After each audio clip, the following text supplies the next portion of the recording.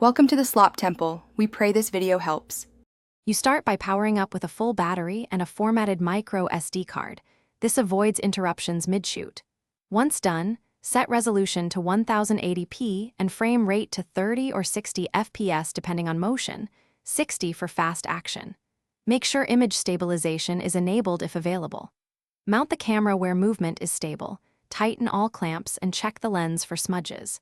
If you follow these steps, you'll capture clean, usable footage from the first recording. You now focus on framing and fine settings so footage looks professional. Start by selecting 16:9 if you want cinematic output. Use grid lines to level the horizon. Next, adjust exposure. Keep ISO low in bright light to reduce noise and increase shutter speed to freeze motion. Once done, pick loop mode for extended runs or burst for rapid sequences.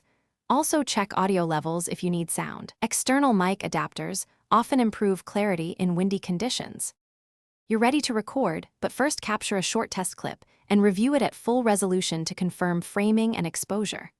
Once satisfied, start your session and monitor battery and storage indicators periodically.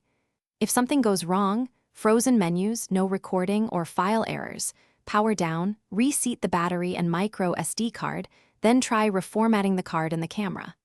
Make sure firmware is up to date. If problems persist, reset settings to factory defaults and test again to isolate hardware. Thanks for watching. Consider subscribing if we helped you.